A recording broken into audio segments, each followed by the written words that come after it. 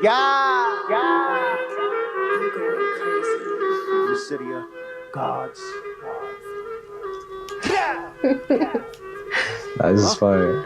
I ain't a crip, blood on folk. I ain't no bull, no choke. I'm not. I'm just a sheep. Lord is my shepherd, but they call me the goat. I am. So I'm born around. And welcome to the Voices of Madison Park podcast.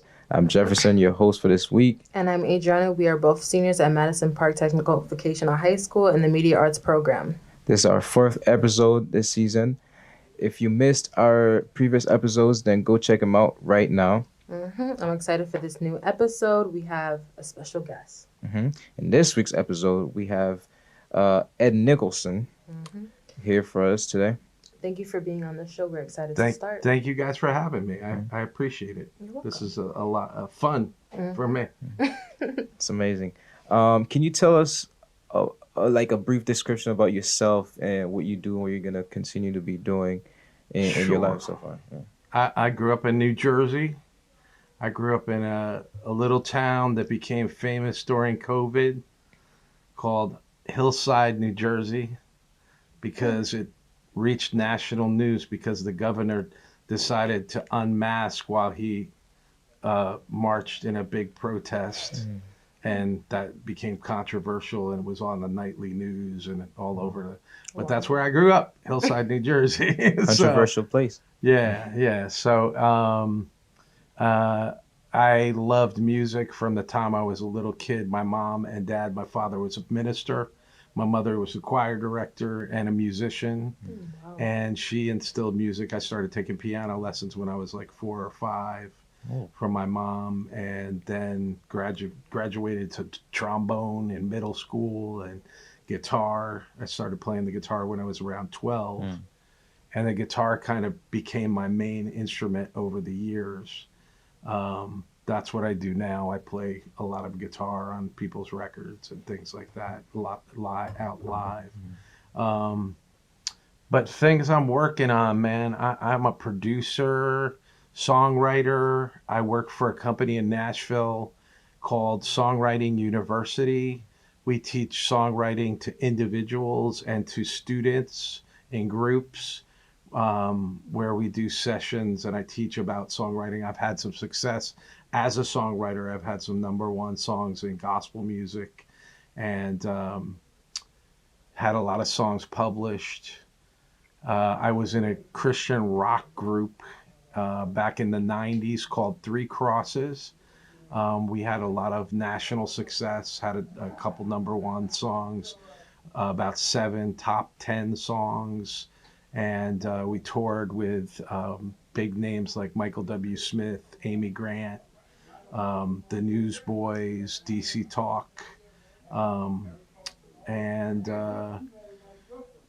that's it, man. I mean, now I'm producing, I'm mentoring young artists. I work online with a lot of artists. I just produced a 14-year-old guitar prodigy. And you guys can check out his music. His name is Matt Lamont, and he has a single out called Cracked right now. And he is an amazing 14-year-old guitar player. He's a freshman in high school, and the guy can rip it up. So he really is amazing. Plays guitar like Joe Satriani, Jimi Hendrix. Like he's really good. So I just got done. We're producing 3 tracks for him, and we've got a bunch of other tracks in the works right now. So you guys can check out. He's on all the music platforms. You can check that out. And before we dive into it real quick, I just want to ask, what was that song that played in the beginning of the podcast? I know some people are going to be asking questions. So about 2 or 3 months ago, I was involved in a big event in Manhattan called Jesus Week. And we had a bunch of gospel musicians up there, and that is Clifford Gray. And that song, City of God, is blowing up on the internet right now. And Clifford sang with me, or rapped with me up on stage. We were in Times Square. We actually played in Times Square and for that event. And that's how I got to know Clifford. And just, there's another guy, Paito, it's Paito. You guys can check him out. I'm starting to work with him right now and producing some music for him. It's crazy. So you guys can check that out. I was in New York a couple months ago. All right, went there for a little trip with the boys. You gotta hit me up when you're there. Hey, man. I want to see those shows. I stopped for a couple of shows down there too in Times Square. Did you? It was It's nice. awesome. Yeah, it's really awesome. nice over there. It's surreal playing there. Yeah. The two biggest places I've ever played, Times Square and I played at Carnegie Hall too in 2010. I did a tour with my old band, and one of the stops was at Carnegie Hall. We got to play at Carnegie Hall. It's surreal. That band is the Three Crosses. Three Crosses. Yeah. We're gonna touch on that topic later on here, and I just want to ask, what was it like, growing up with your mom and her teaching you how to play the guitar and all that, and did you have someone that pushed you to where you are now? Yeah, it's probably more. It was just for me, it's finding out who you are. Really like what's in your core.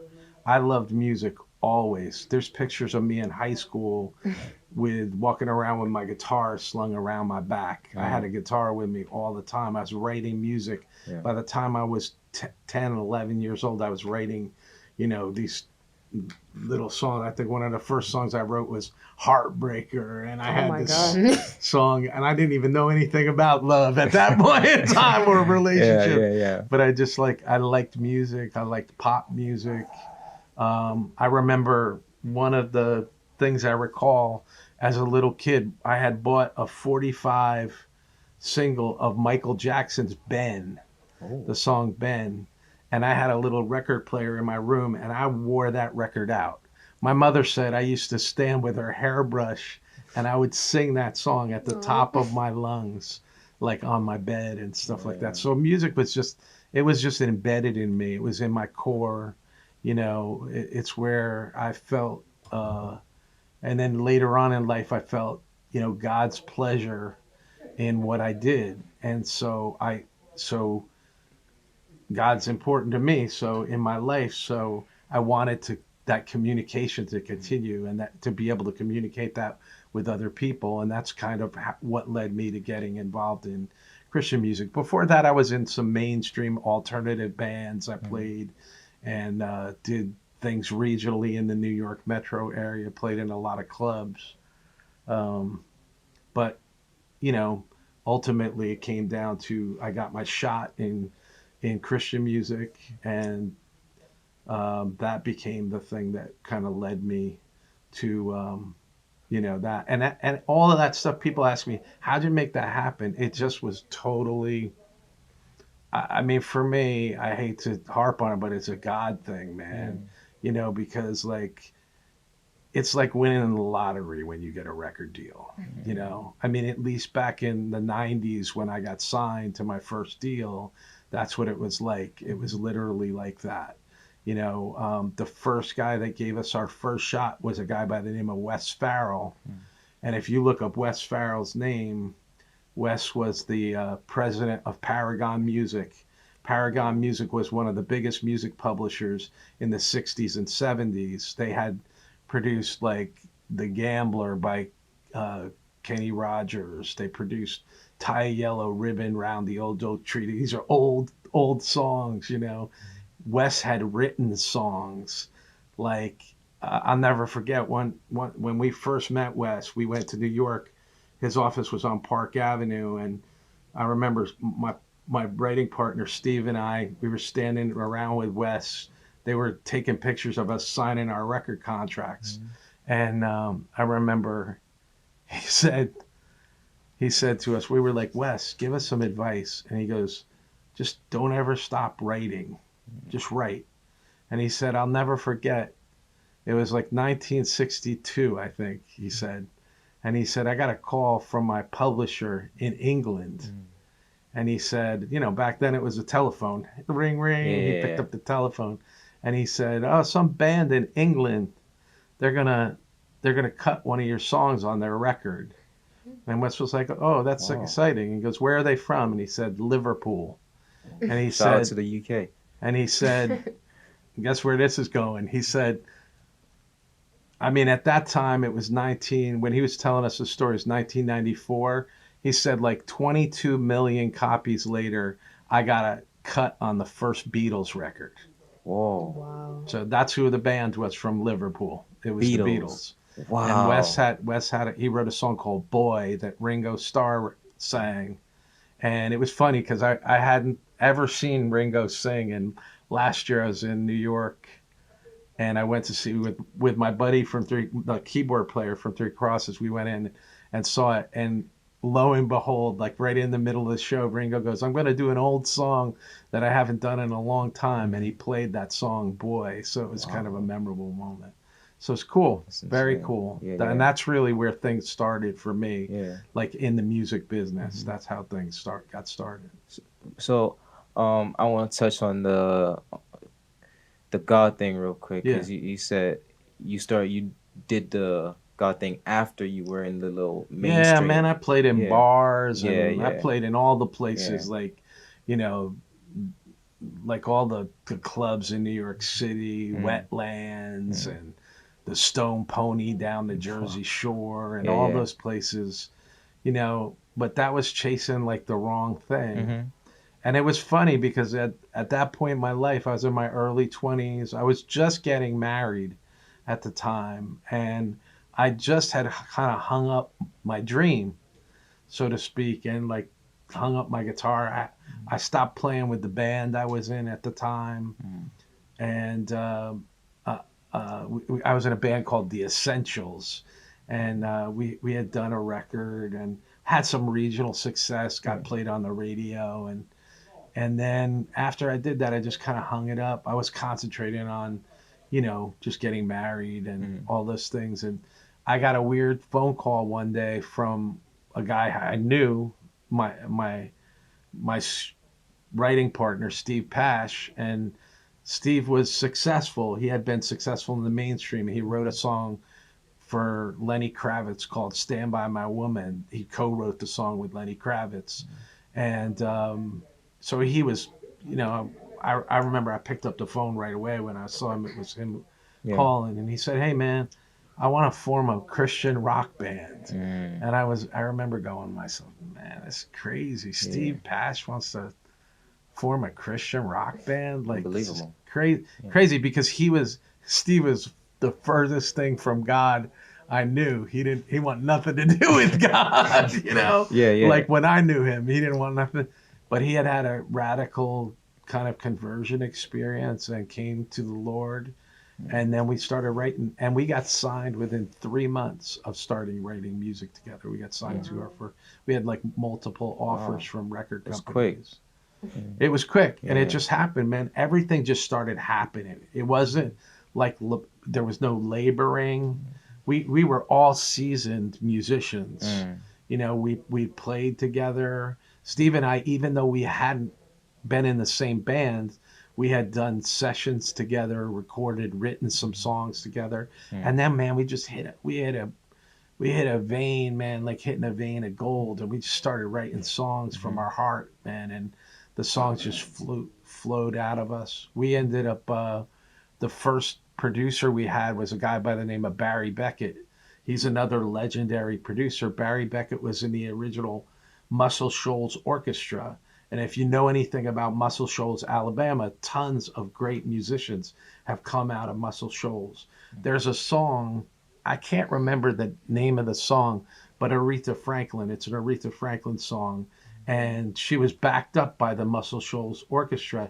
And in that song, she says, take it away, Barry. And it goes into an organ solo. And that's Barry Beckett. He was the guy. He was an amazing guy to work with, just a legendary, you know, and he worked with us on our first record. And that was another thing. It was like a God thing. Like all of a sudden we had a guy, he was a legendary. To this day, people will say, you worked with Barry Beckett, man? Like this guy produced like Bob Dylan, Dire Straits, Lori Morgan, Kenny Chesney. In country music, he had, you know, and then he had played on legendary Motown songs, like done sessions for the Temptations and like all these great groups that he had worked with just because of he's mentioned in, this is a crazy thing, It's really funny because I was in a band. They equated my band to Leonard Skinner, and I was never a Leonard Skinner fan, but Barry was mentioned in Sweet Home Alabama, the song. There's a line that goes, Muscle Shoals has the Swampers, and that line is referring to the band, the Swampers, that was Barry Beckett's band. Oh. So he was, and he produced like 3 albums for Leonard Skinner. So it was cool. You know, it's surreal. That's surreal, man. My career was surreal. Like, I remember one day, Barry, something had to happen in the studio between us. It was like a learning thing. And he asked me if I'd go to breakfast with him. So I met him at the studio. And at that time, you know, my hair was long. I think did I send you guys a picture of my hair? You guys said, but my hair was really long. It was down to my shoulders. And you know, I remember, like, I thought I was a rock star. It was all, you know, even in Christian music, you're full of yourself, man. You know, because everybody loves you. Everybody thinks you're going to be a big thing. And it was funny because I remember we went to this place called the Pancake Pantry. It's the place to go for breakfast in Nashville. And we got there, and Barry and I were standing in a line, and it's next to Vanderbilt College, you know. And so in the morning, there's like 50 people lined up to get into this little place. And so we're standing in the back of the line, and I remember the owner walked out the front door, and he just started walking down the line, saying hi to people, you know, be patient, thanks for being patient. And he walked up to Barry, and he said, Mr. Beckett. And he said, and he shook Barry's hand, and he said, come with me. And we walked around the back of the restaurant, through the kitchen, and we walked through the double doors that the waitresses come through, and he pointed to a table in the corner, and he said, there's your table right there. And he had a table waiting for us. We cut the whole line. And that's when it dawned on me. I'm like, that's when I'm with Barry Beckett, man. This guy owns this town. Like, he's a legend in this town. You know what I mean? Crazy. And that's when it just dawned on me.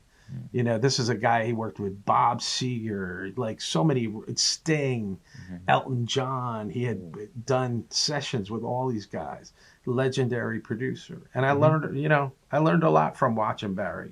He was another pure music guy, you know, just because there's organic music and then there's contrived music. And I always tell people, you want to strive for that organic music, you know. Learn your instrument, learn how to be the best. When you look at the best people, you look at guys like John Legend, man, that guy's a genius. He's a genius. He's totally connected. One really great producer that I love today is, I don't know if you guys are familiar with John Bellion. He wrote the song All Time Low. He also wrote Memories for he wrote Memories for Maroon 5, and he wrote I know that. He wrote Ghost for Justin Bieber. He wrote 5 songs on that Justin Bieber record that John Bellion wrote. He's an amazing, but he's a young producer, songwriter, artist in and of himself, and he's just a genius. Like, his album Human is just such a great record, and he's very much in touch with his relationship with God too, you know. And I remember my son got into him when he was like 14 or 15 years old. The Human record had just come out, and I remember that album. I said to my son, he played it for me one day. I said, this is like the dark side of the moon of your time. I said, this record, it has hip hop on it. It has pop music on it. It has it's so eclectic. And I remember going, this guy is a true artist, man. Like, he's a genius. And he is. And he's worked with, you know, he's blowing up. He's blowing up. That's good. So, I wanted to ask you about that transition from, you know, not being in the music industry, not being too close to what you're doing now, with gospel and that, right? So what was that transition like? And was it something that happened in your life that was like, that made you realize maybe it's not the right path for me? Yeah, well, I had come to a real crossroads in my life anyhow, where I had finally, like I said, I was pursuing, you playing clubs. For me, it was always the girls and, that's why I played in a band. I was the lead singer of the band. I wanted to meet girls and I wanted to do all that stuff. And then I started realizing that's a very empty life. That's not fulfilling, and that's when it flipped for me. And then Steve called me and I was like, this has got to be God, man, because I don't want to do this anymore. And then it just started happening. So many doors started opening up. It was like kind of undeniable. It was a call. That's what God was calling me to become, and that's what I just realized I did.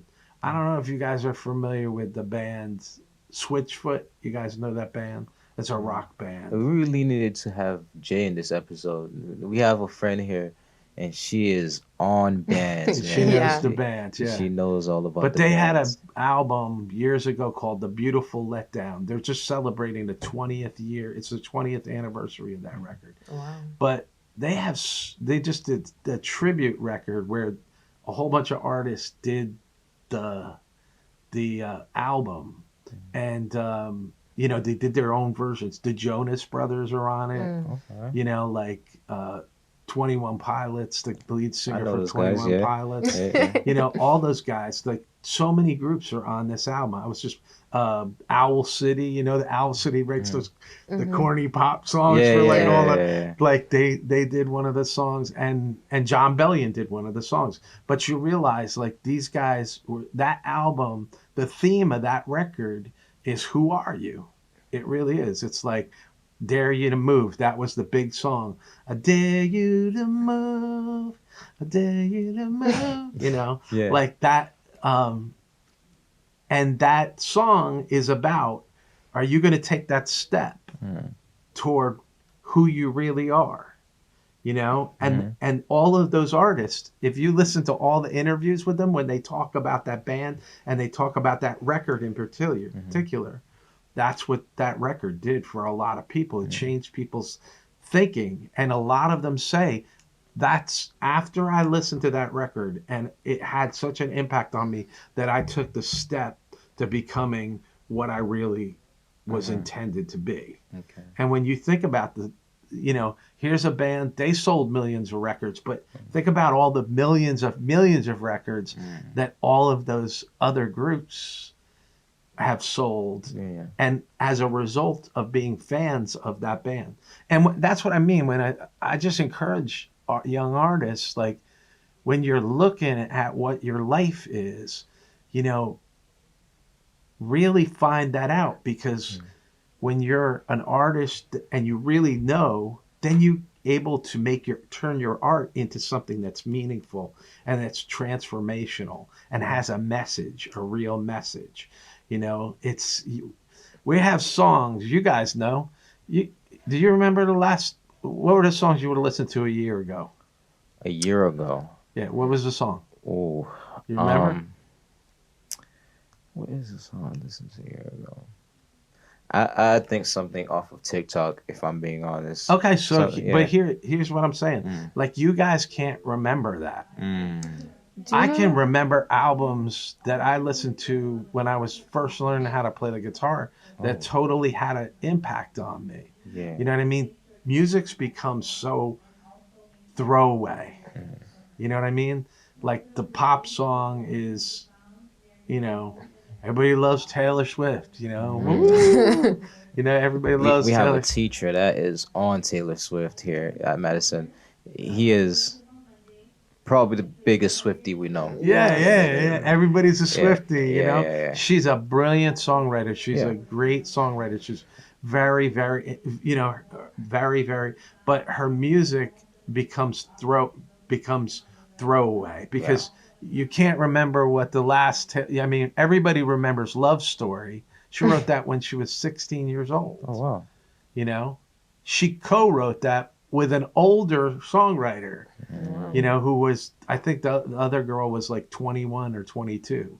She co-wrote that song with them. I was gonna say, So what you know about love at 16? You know. yeah, but that's what I mean. But it took a 21-year-old to Yeah. help her formulate that idea, you Mhm. know, and that doesn't take away from Taylor Swift's written a lot of great songs Yeah. since then, you Yeah. know. But you take other artists like you guys remember the Outkast record that really changed that had Hey Ya on Hey it. ya, oh, Yeah, hey you ya. guys remember that song? Yeah, I remember. Hey ya. Outkast changed the direction of music when they came out with that. It totally changed the thinking of hip hop, Mhm. you know, because all of a sudden it became popular on hip hop radio, then it became popular on pop radio, and then it alternative. It crossed so many genres of Yeah. music because it hit a core with a ton of people. Mm. Yeah. You know, it didn't just stay within that realm of it. So it became inspirational, and Yeah. it changed. I think it changed music at that time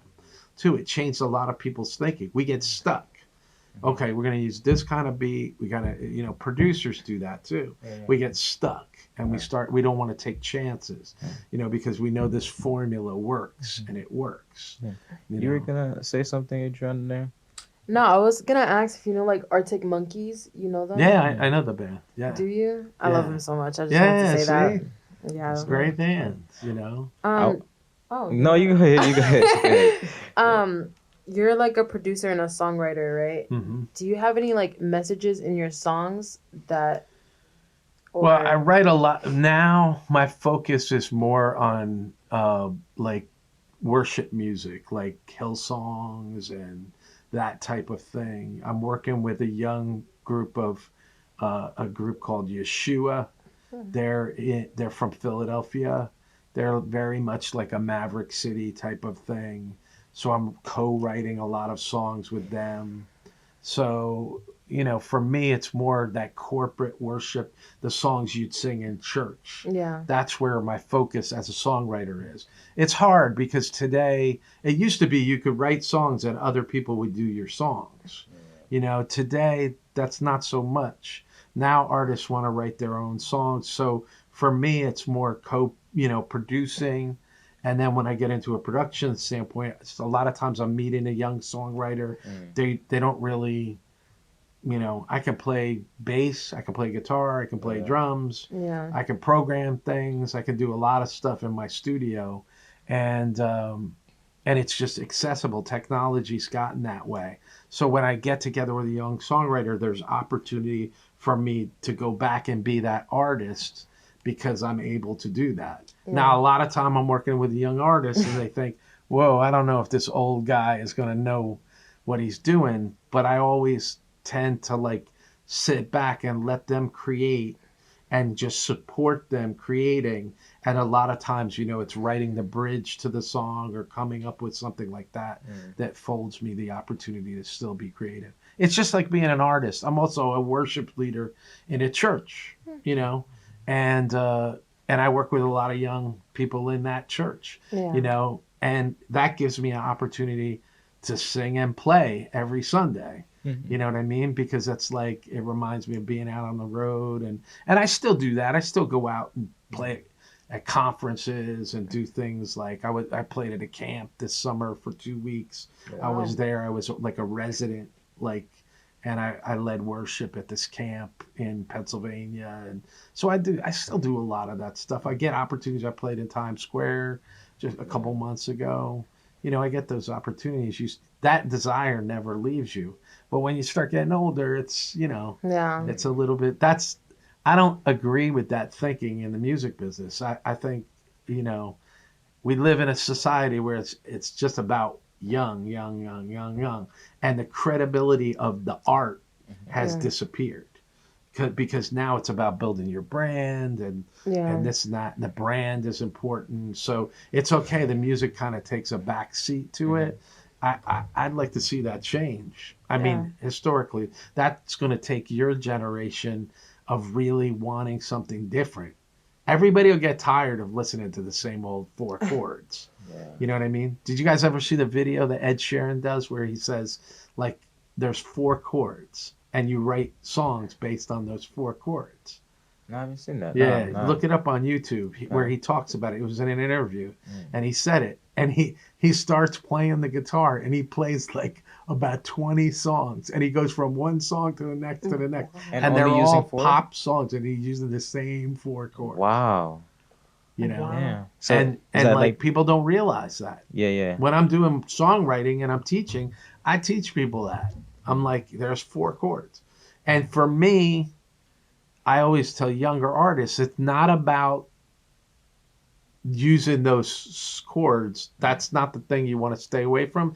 It's what can I do to those chords or to the progression to change it just a little bit. I'm producing this girl from Arizona right now, and the song she wrote, it's a pop song, but the formula for the way she set the chords up in the chorus is totally different. Like nobody's ever done it, and it makes the song sound really different. And it's her inflection and the way she sings. She has a very appealing, kind of Taylor Swift, but it's like a cross between Taylor Swift and Billie Eilish. And I'm like, this is an interesting combination. Yeah. So you want to strive for that originality. Yeah. But I think I think that comes from knowing who you are. That's what's really important. I have something I really actually want to know. How did you get into coming together and choosing the name, the 3 Crosses? That is what I really want to know. How did that come to be? There again, man, that was we were just we had just written a bunch of songs and demoed them in Steve's studio. Me and Steven and Ralph, the 3 of us from 3 Crosses. We had just done that, and we were all coming up with names. And I remember I worked a blue-collar job back then. I was in my early 20s. I think I was 20, 21. And I remember sitting there, and Steven's like, well, what were the names you came up with? And I had written 3 names down on a piece of paper, and I was going to tell him all 3 names. And he said, well, what's the first name? And I said 3 Crosses. And he stopped. There was like a 10 or 15 second delay. And he goes, Eddie, that's the name of our band. First try. First try. It was like, that's the name of our band. We're not even going to think it, because that is a great name. And I remember a little bit back, and I was in a warehouse. I worked in a warehouse, like in Edison, New Jersey. I remember I was on the phone, and I was like, all right, that's cool. And I hung up. So then we had made this demo tape, and we went to my wedding photographer, and we got a picture of us. We all wore black. We all wore black, and we had these crosses that we painted white, and we hung them around. And there was 3 of us. It was me, Steven, and Ralph. And the guy took a picture, and we made a T-shirt out of it. So when we went down to Nashville, we went to the big gospel music festival down in Nashville called GMA. It's like a week-long event. And we went down there. We had T-shirts and tapes with our picture on the front, and we just started handing them out to people. And that's how we ended up getting signed, because two guys that got our tape called us up right away, and they were like, one guy, we went fishing with the guy. He called us up. He goes, what are you guys doing tomorrow afternoon? And he goes, what do you guys like to do? I'll take you out to lunch. And we're like, don't take us out to lunch. Let's go fishing. So we ended up going bass fishing with the guy, and he took us to this lake, and it was fun. But that's it. Like there again, it was one of those things that just happened. Yeah. Well, I want to touch on the is it true game mode here now, but I do want to ask. Okay. You did start you just told us about how you chose the name. Yeah. The 3 Crosses. You guys had a great career, you know. But brief, but great. Brief, because I was gonna touch on the brief. How did it come to end? We heard you guys had a breakup, and how was that? Mean, it was. I don't think we're still like me and Steven and Ralph still write. Steven and I wrote 10 songs last year. Okay, great songs. Like he wrote some songs that are going to go on this project that I wrote. We probably wrote one of the best songs. Maybe I'll go get my guitar and sing it for you guys. But one of the best songs that we've ever written together. And, so for me, it was more me. That's really was. I was the downfall of the band. Not that I had become, but Steve had always sang all of our singles and everything. And then I wrote the song with Jars of Clay. And when I was when I went to the record company and played it, I had left, and I was there, and the president of the company, I don't think it was Wes at the time. I think it was another guy was there. I can't remember his name, but when I got done singing it, he goes, "Ed's gonna sing this, isn't he?" And I remember going, because I sang it. I had written it, and he's like, "I want Ed to sing this." And I remember going like, I don't know how Steve's gonna feel about that. And I said, but Steve was sitting right there, and Steve was like, "Yeah, Eddie could sing it. That's cool." So I went into the studio, and I'll tell you, I also was a vocal coach for a while, and part of my formulation of singing came out of my experience of writing that song. And that's what I mean. You never know what's going to happen. I remember I was in the studio, and I had sang the first verse and the first chorus, and then we got to the second chorus, and something happened, and they stopped recording, and I was just sitting at the mic, and I backed up, and I went, "The stone was rolled away," and I sang like that.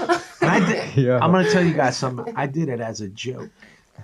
Now listen, I have been to all kinds of vocal coaches that had tried to teach me projection, using my singing from your diaphragm, all this stuff. It never clicked with me. I sang like nasally, like, like that when I sang.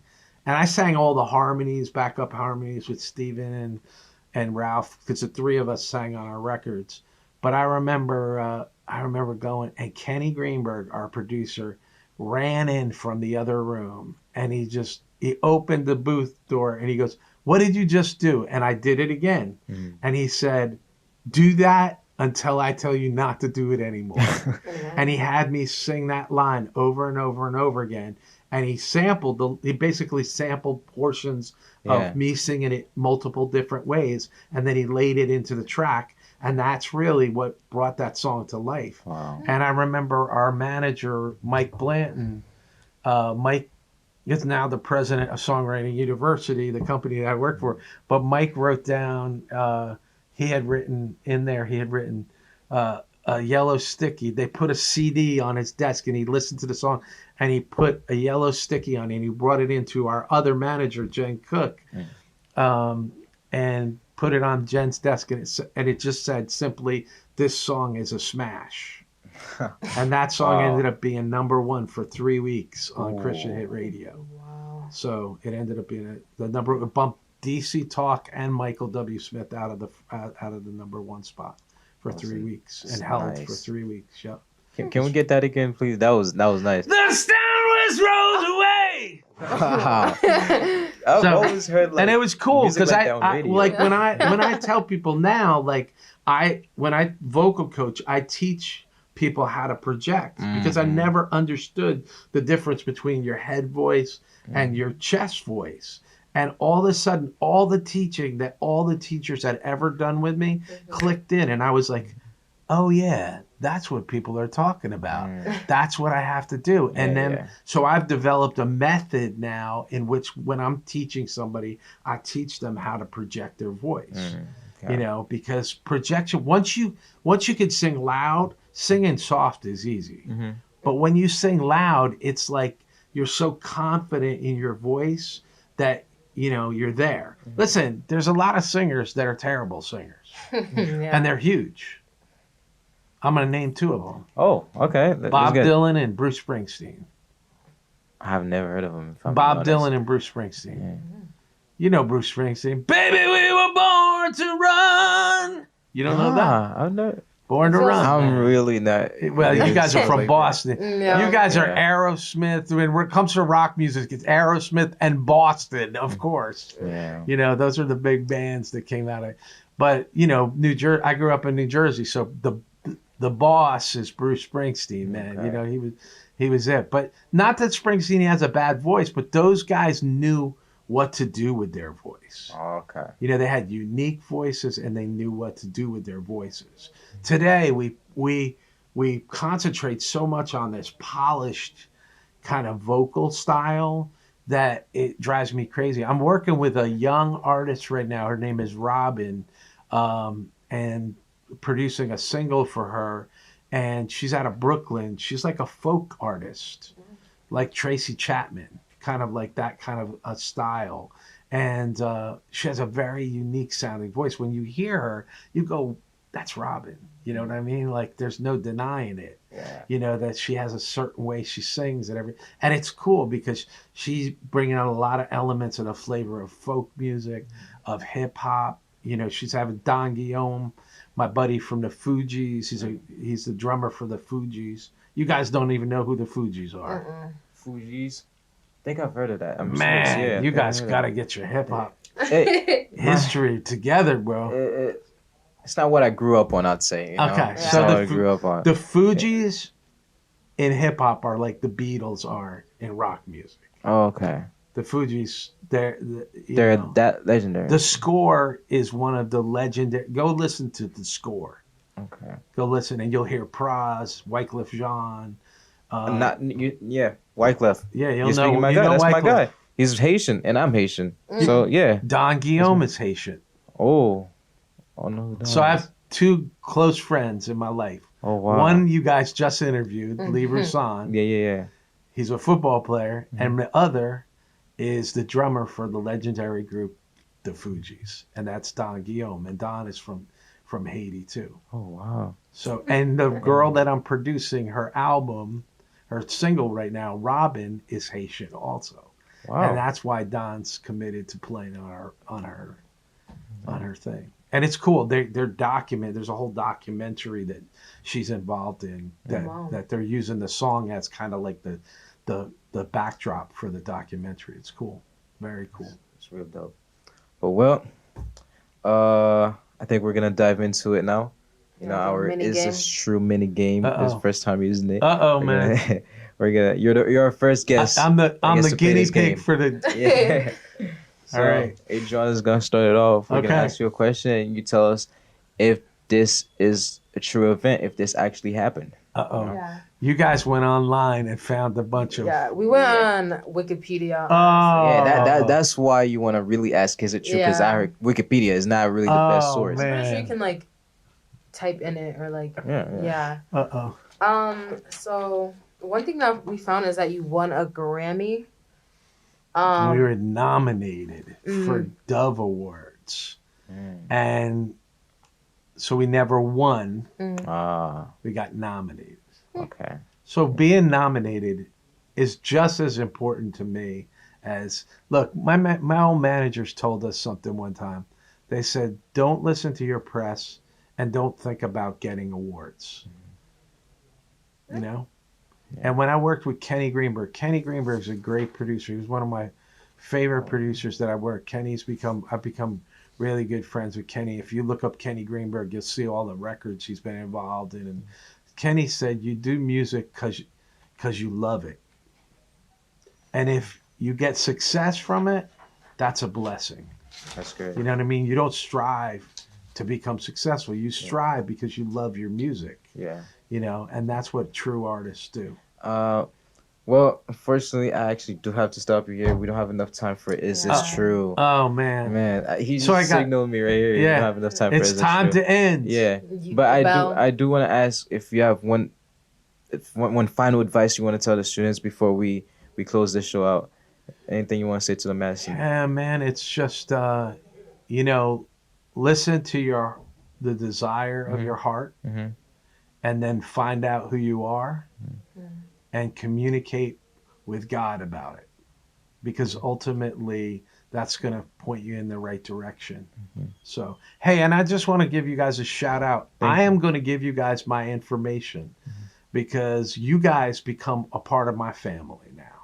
Thank you. So if you guys have anybody that listens to the podcast or anybody who wants to be helped by somebody who knows the music industry, who knows, you guys are fully welcome to contact me either through my website, ednicholson.info, Mhm. or I'm going to give you guys my email and my cell phone number. I'm going to give you my cell phone number. Wow. And if you guys want to contact me, or you have a friend or somebody that's into music, they want to have critique, they want help doing stuff, I'm here to I help. think we know a person. Yeah. We can We definitely know. Yeah. So thank you so much. Yeah. Thank you. Well, it was wonderful to have you on the show. Thank you guys. And remember, Jefferson, your name is my second record. Guys, did you hear that? Jefferson Street. You hear that? Jefferson Street. I'm in the record. A legendary record. That's it. Jefferson I'm Street. actually gonna listen to it when I get home. Yeah, Seriously, yeah. By what? Jefferson Street by Three Crosses. By Three man. Crosses. I'm listening to it. And you can also look up my first and only solo record, Ed Nicholson's Out of My Hands. That's on Spotify and Apple Music, all the platforms. Yeah. All right. Thank you again for listening to the Voices of Madison Park podcast. Again, I'm your host, Jefferson. And I'm Adriana. Thank you again. And thank you. Guys. Big thanks to Ed. He's been amazing. And I love learning about your story and the way you found God and your advice to the kids about God. So, hey, man, you could pursue anything. That's the best thing. I bet. Thank you again for joining us and have a great day. Bye-bye. All right.